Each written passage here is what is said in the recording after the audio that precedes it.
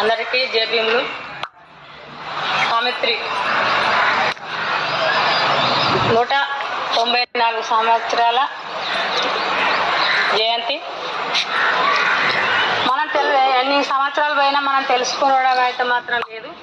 అది తెలుసుకోవాలనేదే ఈ మీటింగులు.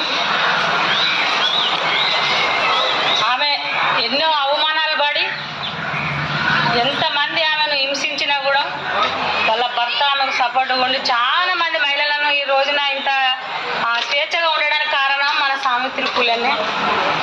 అలాంటి వాళ్ళు మన దేశానికి మహిళలందరూ రక్షింపబడ్డారు. కానీ మనం ఇప్పుడు పిల్లలను వాళ్ళకు చెప్పుకుంటా మన కోసం ఎవరైతే కష్టపడ్డారో, ఎవరైతే మన కోసం ఈ మహిళల కోసం ఆమె ఎంత కష్టపడి ఇట్లా మనల్ని బయటికి తీసుకొచ్చిందో ఆ విషయాలు చెప్పడం లేదు. అందుచేతనే ఇవన్నీ ఏంటంటే బానిసలాగానే ఇంకా మన మైండ్లు అట్లనే ఉన్నాయి. మన పిల్లలకు కూడా అదే విధంగా నేర్పుతాం. ఈ రోజులలో ఏం జరుగుతుంది అని అంటే స్కూల్ గవర్నమెంట్ టీచర్ల మీద పడతాను. ఎందుకనంటే స్కూళ్ళల్లో ఏవైతే గవర్నమెంట్ స్కూళ్ళు ఉన్నాయో గవర్నమెంట్ స్కూళ్ళల్లో ఎవరు చదువుతారు? దళితుల పిల్లలే చదువుతారు. దళితులకు చదువు రాకుండా ఆపడానికి ఇప్పుడు ఒక పోరాటాలు జరుగుతున్నాయి.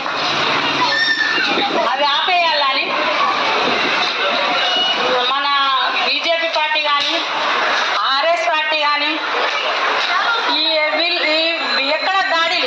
ఎక్కడ దాడిలు చేస్తారని ఎవరి మీద దాడులు చేస్తారంటే దళితుల మీద. ఎవరైతే దళితులు ఉన్నారో, ఎవరైతే దళితులు అంటే పేద దళితులు, మన గవర్నమెంట్ సార్లు ఆ గవర్నమెంట్ స్కూళ్ళను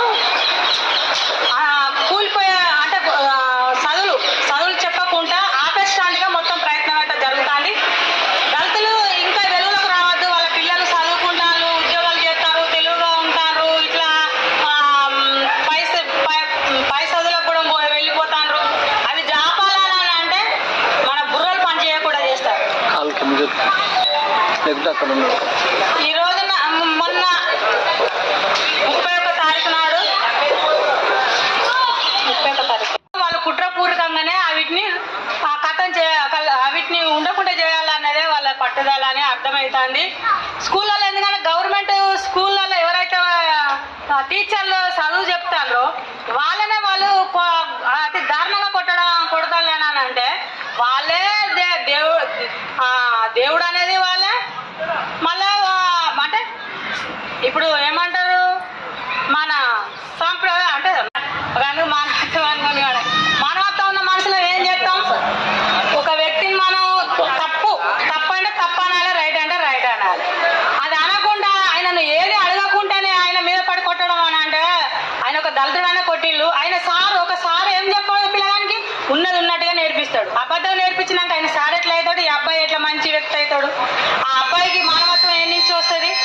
మానవత్వం అంటే మనుషులను మృగాల లెక్క తయారైతే పిల్లలు ఎట్లా తయారవుతారు? ఈ రోజులలో చాలా మందికి ఇప్పుడు వచ్చిన ప్రభుత్వాలు, అంతకు ముందున్న ప్రభుత్వాలు గంజాయిలు కానీ చంపడం కానీ అందరినీ లేకుండా రవిడిజం కానీ ఇవన్నీ ఉన్నాయి.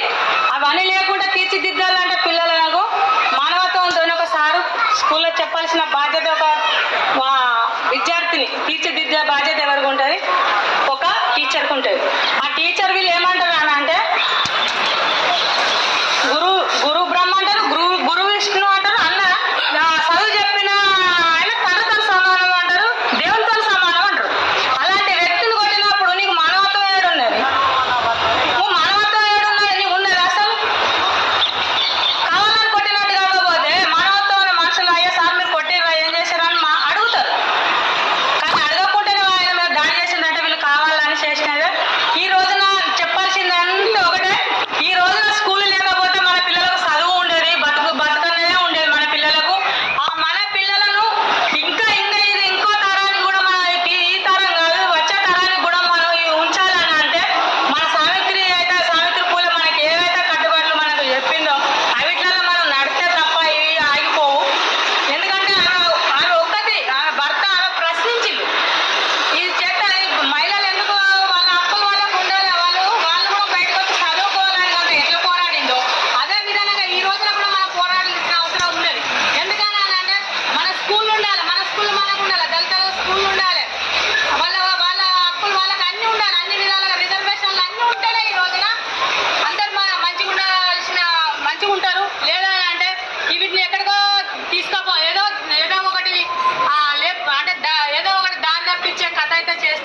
దీన్ని అందరు గమనించాల్సిన విషయం.